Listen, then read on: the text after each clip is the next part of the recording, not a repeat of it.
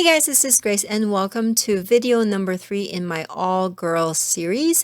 Now this time around I'm kind of steering away, or not steering away, but just taking a break from the normal female colors of pinks and purples and reds, and I'm going to go with blue and yellow as my color scheme, plus maybe some black and white. And that is because I am scrapbooking a sports related layout here. This is still a girls page because it's my daughter, and she had joined the cross country team of her high school, and the colors of that high school happen to be yellow and blue. It's actually supposed to be gold, but they're more yellow. But that's what I'm using here. And I actually have I started this page, I should say I made a page like this, very similar to for my son, for his wrestling photos. And because I did an angle for the paper, I decided to use the other part of that angle for this particular page. And if I remember, I will make sure to add the layout that I'm talking about in at the end of this process video so you can see that particular layout that I created, and I'm using the leftovers of.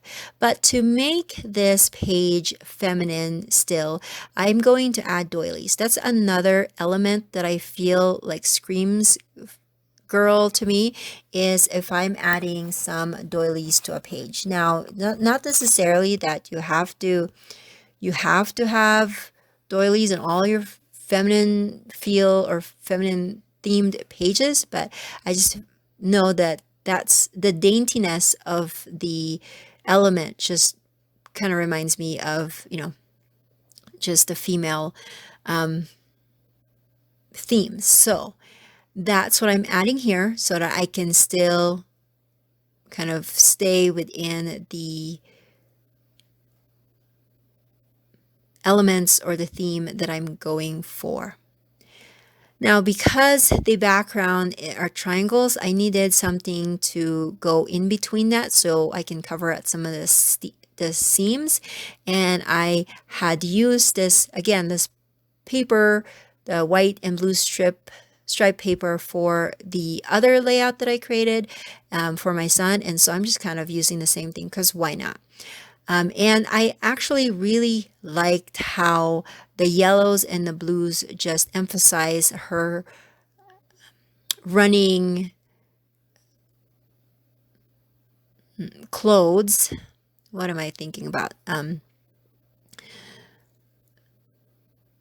Yeah, the running clothes. I'm sorry, this is like my 5th voiceover of the day, and I am losing my mind already. But anyways, we're just gonna move forward.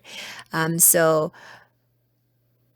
I felt like the photos needed something to buffer in between the busy background and the photos itself, and so I'm adding just some vellum to it, and I'm adding the photos to that vellum just to give it a little bit more difference. And the first person that I saw use vellum as a mat is Coley Bing, which is Nicole Bingham over here in YouTube. I'll make sure to link her channel in the description box below. But when I saw her do that, a while back, because I have been a fan of hers for a while, but I just thought that's a really great idea because it's not as stark as a white frame, but you can still see a definition between the photos and the pattern papers. And so every time that I am thinking of having a frame or a mat, but I don't want that white, that stark white, or all around my photos, I reach out for vellum.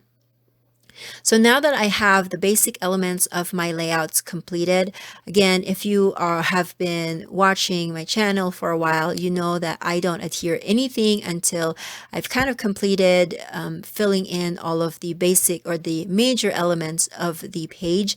And then when I'm happy moving things, after I move things around, then that's when I start adhering things. Again, I'm starting with these triangle pieces, and it's also, you notice that I have gutted that blue background piece, and I had used the center of that for something. I can't remember if it was actually the other layout that I created with the same background papers or something else, but I had those gutted out just so that I can use that cardstock for another layout.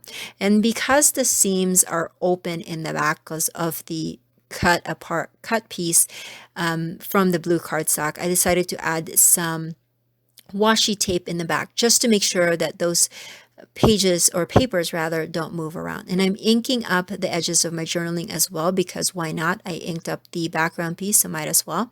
And then I added the two doilies, one on the top right and then another from the bottom left. So in this particular, or in this part of the layout, I've decided that I wanted to use this mini market for part of the title, but I'm missing some letters, and so I decided to just doctor it. I doctored some C's to make an O, and I doctored a P to make an R. And I mean, right now I'm looking at the R's and it's pretty obvious that they are doctored, but you know what? At the end of the day, it still spells out, I mean, at least it's not wrong spelling, right? It spells out the words that I need, and it's good enough for me. At least I'm able to use up the items in my stash and also create this memory for my daughter. So it's good enough for me. Now, for some people that might not be the case. They might want perfect R's and perfect O's, but if you are like me, where you're trying to find ideas on how to actually use up the stash that you have before you go out and buy some more items, then maybe doctoring some of your letters could be a good idea for you. And so now I do have the words cross country on there, but it felt like it needed something else. And because of the journaling that I have here, I decided to complete the title to spell cross country journey. And so I'm just looking at my letter stickers here and seeing if I have enough for the word journey. And I'm just kind of looking, the one with the blue letters doesn't seem like it had enough, but this one did. And I'm going to go with the brown ones here. And I was just counting. So it did have all of the letters that I needed to spell journey. But then I also wanted to know where the center of it is, because I wanted to center the whole word under the words cross and country. So I was using my fingers just to kind of count, and there's 7 letters in journey, and the R is in the middle. And so that's what I adhered first. Now, a little bit about the journaling. I had actually posted this on my Instagram because it was very interesting. My daughter is the runner in the family. Like, that was her sport. My oldest son, his sport was wrestling. And so unfortunately, she didn't have the chance to do cross country or track in her 8th grade year, because the spring season was basically, there was no spring season because of the stay-at-home order that we had in beginning of 2020. And so in the summer of 2020, that would be the summer before she became a full-fledged freshman in high school, the cross-country team of the high school had said, we are starting some summer practices, you would like to join. And she was just not into it. She didn't want to run. I think she felt a little bit apprehension because then she'll be the newbie and she won't be fast enough, all these kind of anxieties of the unknown for her. And so she wasn't going. Every time I would ask her, are you ready to go to practice today? And she'd be like, no, I'm not, all that stuff. And then my son, we found out that because of the COVID, they will not have any pre-season workouts for wrestling. And so because my son wasn't doing anything, he was like, I'll join you for cross country. And so that got her into going to the practices. And so really it was my son that got her to go back to the sport that she had wanted to do. And because she was going and, she was doing really good with her practices, she ended up actually, she started off the season as a JV, but quickly moved into varsity, which was really impressive to me because I'm not the runner in the family. I mean, I jog just so that I can eat more stuff, right? That's always what I say. I work out so I can eat more stuff. But these kids, I don't know where they got it. They probably got it from my husband, but they are pretty good with their sports. So I just wanted to document how impressive it was for me to watch her bloom and grow into the cross country sport. Sadly, though, and I am doing the voiceover in May, is that